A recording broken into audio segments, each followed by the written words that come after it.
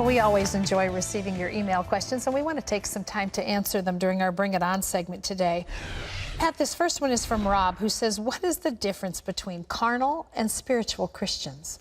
Well, the word carnal comes from the Latin carne, which means flesh, and the other better description is what Paul says. He is translated natural man, but he uses in Greek the term psychikos, which means soulish. Psuche is the word for soul. The soulish man versus the spiritual man. The people who are natural are led by the lusts of the flesh. And that's why you find gluttony, you have adultery, you have fornication, you have witchcraft, you have envy, you have jealousy. All that stuff comes out of the flesh. It's carnal. And so carnal Christians are those who are dealing on that level. Spiritual are dealing with the Spirit, which takes of God and is in tune with God. God communicates through our spirits. And we've never been told to stir up our flesh, nor have we been told to stir up our psyche, our soul. He doesn't want soulish Christians, he wants spiritual Christians. So if that's a real quick snapshot of what the difference is. Okay, this is Tina, who says, I'm 16 and a great fan of your TV show. Where did you get the name The 700 Club, and what does the 700 mean? Well, that's a nice question. Years and years ago, we were struggling. I mean, struggling.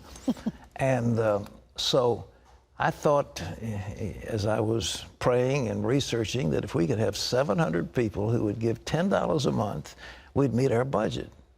I mean, wow. That's like 30 seconds now, but really? That's it. All right. So I went on and did a telethon, and we got 333. So we got half the goal. So it was a year or two later that we were doing this 700 Club telethon, and we not only got the 700, we got more. We exceeded our goal, and I think pledged $100,000. It was a wonderful breakthrough. Mm-hmm. But we decided when we did a program that 700 Club was like James Bond 007. It sounded like a nightclub. It sounded sort of... so you. So me. Yeah, you know how it is. I mean, we wanted to be a little hip, and so we had 700, and that's where it came from. That's great. This is Allison, who says, do you think people drank cow's milk back in Bible days? I've been hearing about so many negative side effects of cow's milk that it makes me nervous to introduce my toddler to it. Well, we weren't supposed to drink cow's milk, but they really had sheep and goats. And and they had goat's milk, which was, but they made it into yogurt, and they had, curds and whey. It was yogurt out of sheep.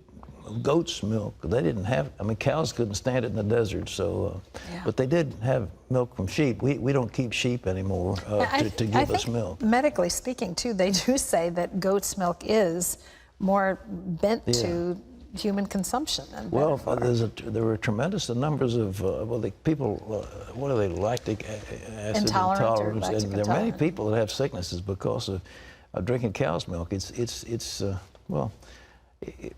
Whatever. People are going now for soybean milk, and that's probably got problems in it too. So anyhow, but in the Bible, that's what they did. What's next? Okay, this is Lisa, who says, do you think having paid staff in the church is biblical? I don't see any of this in the Bible other than offerings to workers and churches in needs.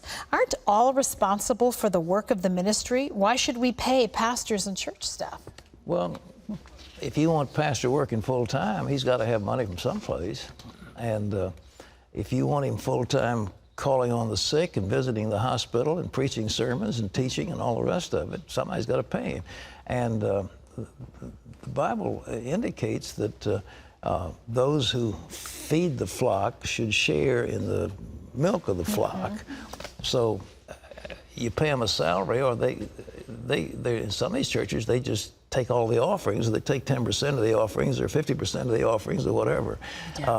I think most people would rather have a salary. I mean, most churches would rather have a salary, but the Bible says that a workman is worthy of his hire, and I do think that we have to have paid workers in Christian organizations. Otherwise, they're out scrounging around, or they're poverty-stricken. You don't want that. Running a church is a huge responsibility. Oh, absolutely. It's huge. All right. Is that all? That's all for today. Well, thank you. It is.